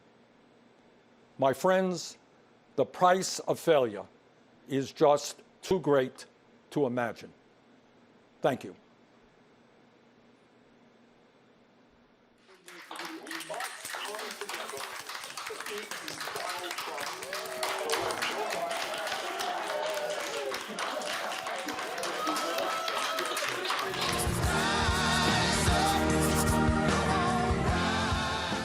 My American dream is to have an America where we have people in affordable housing. But for every human being in this country to have access to quality health care and economic means to care for themselves and families. Access to a quality and equitable education. A system of government that protects the workers and their families. Joe Biden, throughout his career, has focused on rebuilding the middle class. We need a leader that actually supports our unions for our hardworking people. Real leadership to show genuine support for small businesses during this downturn due to the COVID crisis. I believe Joe Biden has the experience, the platform, and the empathy to build America back better. He wants good things for all Americans, not just a select few.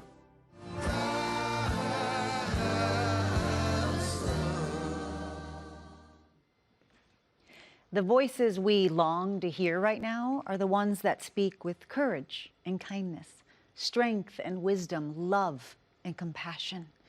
They're unafraid to speak the truth and talk about their own uncertainties and struggles. They make us feel seen and inspire us to become the best versions of ourselves. Our next speaker is that for all of us. It is my honor and privilege to introduce the former First Lady, Michelle Obama.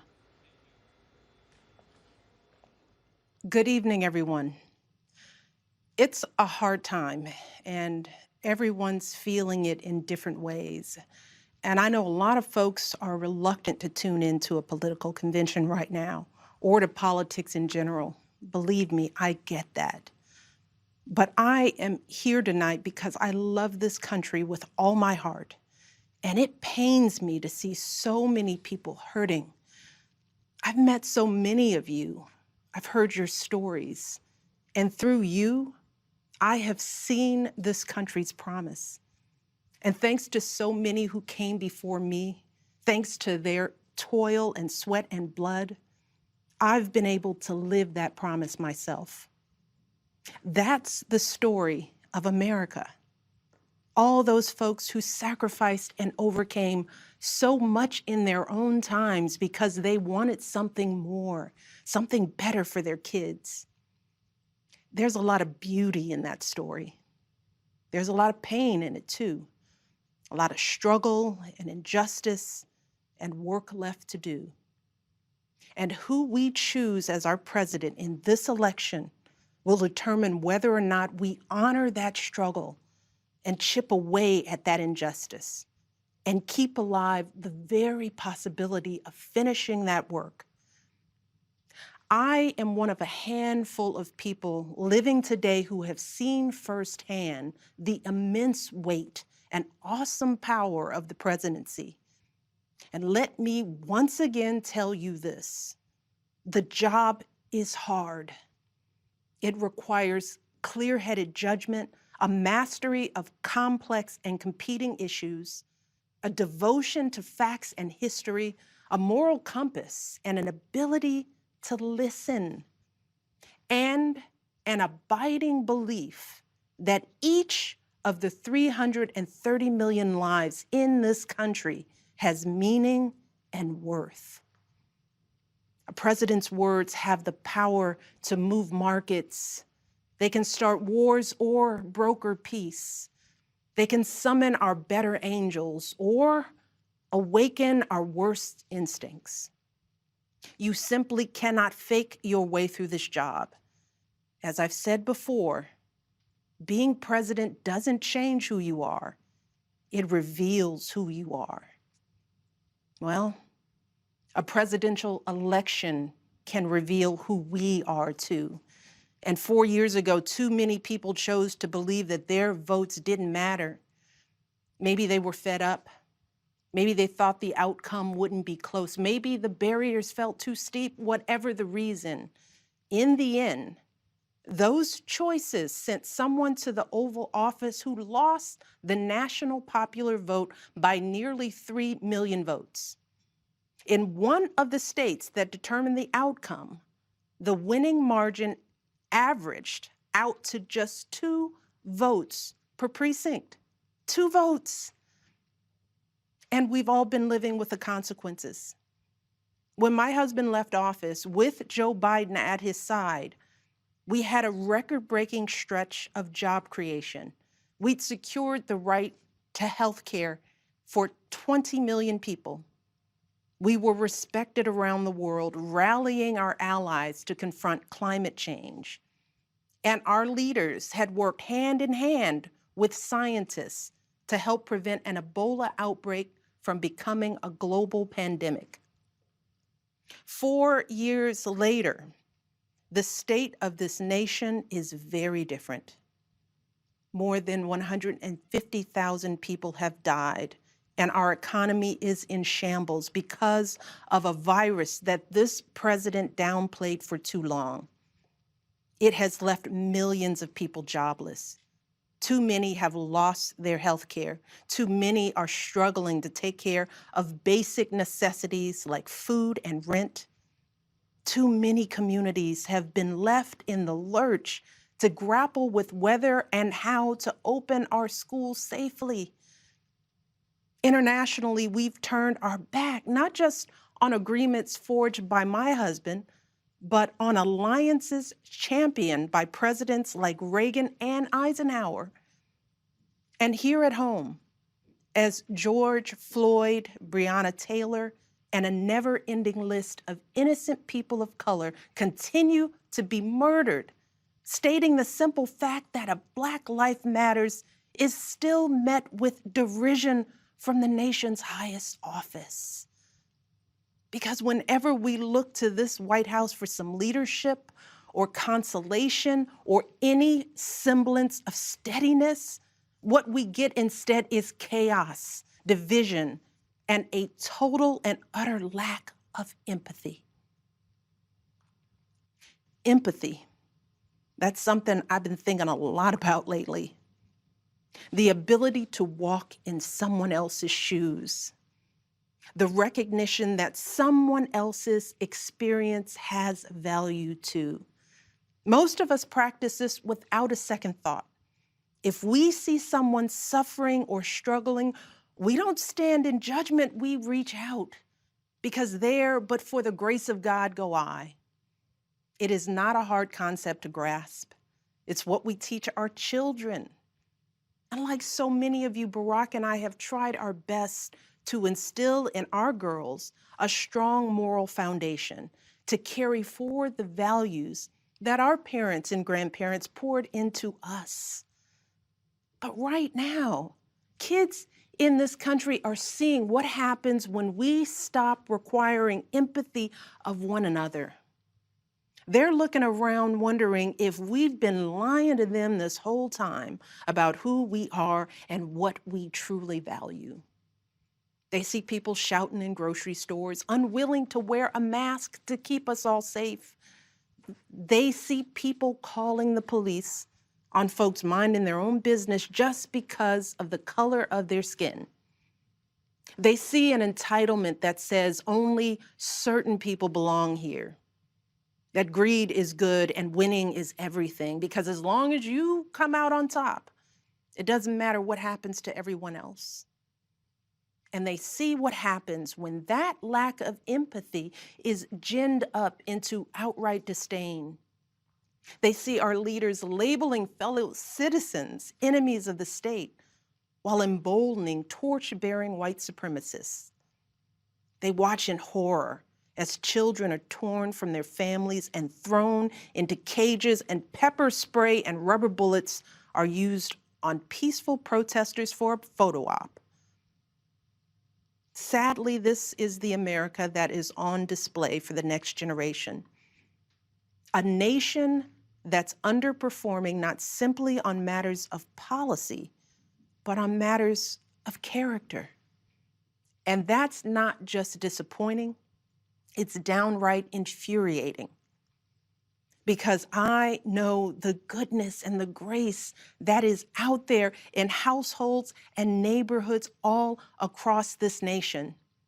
And I know that regardless of our race, age, religion, or politics, when we close out the noise and the fear and truly open our hearts, we know that what's going on in this country is just not right. This is not who we want to be. So what do we do now? What's our strategy?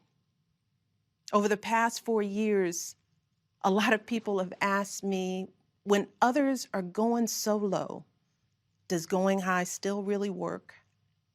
My answer, going high is the only thing that works. Because when we go low, when we use those same tactics of degrading and dehumanizing others, we just become part of the ugly noise that's drowning out everything else. We degrade ourselves. We degrade the very causes for which we fight. But let's be clear. Going high does not mean putting on a smile and saying nice things when confronted by viciousness and cruelty. Going high means taking the harder path. It means scraping and clawing our way to that mountaintop. Going high means standing fierce against hatred while remembering that we are one nation under God. And if we want to survive, we've got to find a way to live together and work together across our differences. And going high means unlocking the shackles of lies and mistrust with the only thing that can truly set us free, the cold, hard truth. So let me be as honest and clear as I possibly can. Donald Trump is the wrong president for our country.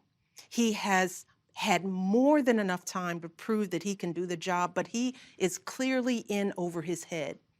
He cannot meet this moment. He simply cannot be who we need him to be for us. It is what it is. Now, I understand that my message won't be heard by some people. We live in a nation that is deeply divided, and I am a Black woman speaking at the Democratic Convention. But enough of you know me by now. You know that I tell you exactly what I'm feeling. You know I hate politics, but you also know that I care about this nation. You know how much I care about all of our children. So if you take one thing from my words tonight, it is this. If you think things cannot possibly get worse, trust me, they can and they will if we don't make a change in this election. If we have any hope of ending this chaos, we have got to vote for Joe Biden like our lives depend on it. I know Joe. He is a profoundly decent man, guided by faith. He was a terrific vice president. He knows what it takes to rescue an economy, beat back a pandemic, and lead our country. And he listens. He will tell the truth and trust science. He will make smart plans and manage a good team. And he will govern as someone who's lived a life that the rest of us can recognize. When he was a kid, Joe's father lost his job. When he was a young senator, Joe lost his wife and his baby daughter. And when he was vice president, he lost his beloved son. So Joe knows the anguish of sitting at a table with an empty chair, which is why he gives his time so freely to grieving parents. Joe knows what it's like to struggle, which is why he gives his personal phone number to kids overcoming a stutter of their own. His life is a testament to getting back up. And he is going to channel that same grit and passion to pick us all up, to help us heal and guide us forward. Now, Joe is not perfect, and he'd be the first to tell you that. But there is no perfect candidate, no perfect president. And his ability to learn and grow, we find in that the kind of humility and maturity that so many of us yearn for right now. Because Joe Biden has served this nation his entire life without ever losing sight of who he is. But more than that, he has never lost sight of who we are, all of us. Joe Biden wants all of our kids to go to a good school, see a doctor when they're sick, live on a healthy planet. And he's got plans to make all of that happen. Joe Biden wants all of our kids, no matter what they look like, to be able to walk out the door without worrying about being harassed or arrested or killed. He wants all of our kids to be able to go to a movie or a math class without being afraid of getting shot. He wants all our kids to grow up with leaders who won't just serve themselves and their wealthy peers, but will provide a safety net for people facing hard times. And if we want a chance to pursue any of these goals, any of these most basic requirements for a functioning society, we have to vote for Joe Biden in numbers that cannot be ignored. Because right now, folks who know they cannot win fair and square at the ballot box are doing everything they can to stop us from voting. They're closing down polling places in minority neighborhoods. They're purging voter rolls. They're sending people out to intimidate voters, and they're lying about the security of our ballots. These tactics are not new. But this is not the time to withhold our votes in protest or play games with candidates who have no chance of winning. We have got to vote like we did in 2008 and 2012. We've got to show up with the same level of passion and hope for Joe Biden. We've got to vote early, in person if we can. We've got to request our mail-in ballots right now, tonight, and send them back immediately. And follow up to make sure they're received. And then make sure our friends and families do the same. We have got to grab our comfortable shoes, put on our masks, pack a brown bag dinner, and maybe breakfast too, because we've got to be willing to stand in line all night if we have to. Look, we have already sacrificed so much this year. So many of you are already going that extra mile. Even when you're exhausted, you're mustering up unimaginable courage to put on those scrubs and give our loved ones a fighting chance. Even when you're anxious, you're delivering those packages, stocking those shelves, and doing all that essential work so that all of us can keep moving forward. Even when it all feels so overwhelming, working parents are somehow piecing it all together without childcare. Teachers are getting creative so that our kids can still learn and grow. Our young people are desperately fighting to pursue their dreams. And when the horrors of systemic racism shook our country and our consciences, millions of Americans of every age, every background rose up to march for each other, crying out for justice and progress.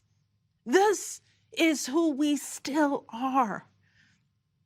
Compassionate, resilient, decent people whose fortunes are bound up with one another. And it is well past time for our leaders to once again reflect our truth. So it is up to us to add our voices and our votes to the chorus of history, echoing heroes like John Lewis, who said, "When you see something that is not right, you must say something. You must do something."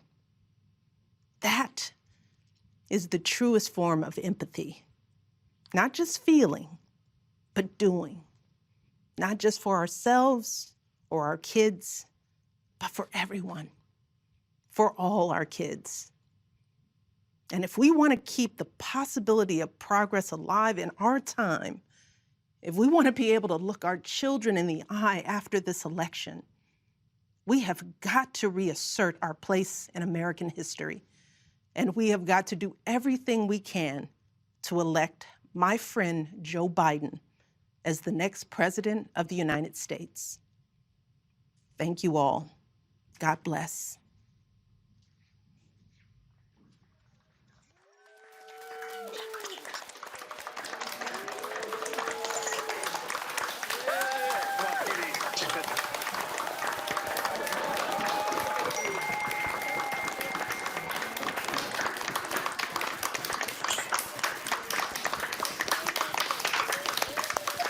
Wow, wow, wow. Thank you, Michelle Obama. You are what we miss in this country. We need more of that example. Thank you so much for being part of this unconventional convention.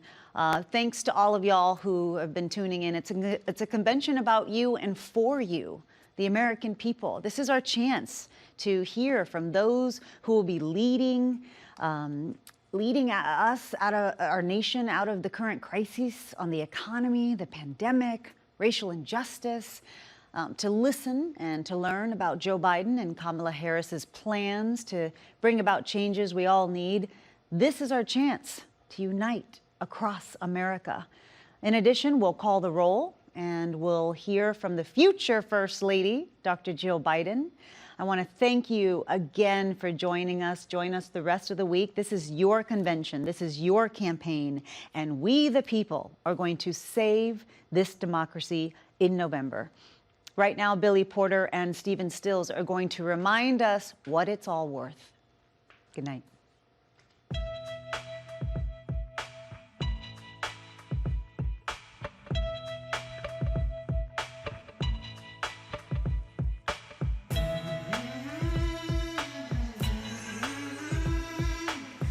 There's something happening here. What it is ain't exactly clear. There's a man with a gun over there telling me I got to beware. Think it's time we stop. Children, what's that sound? Everybody look what's going down.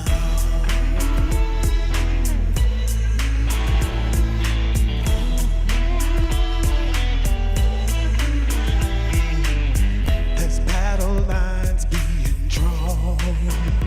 Nobody's right if everybody's wrong. Young people speaking their minds, getting so much resistance from behind.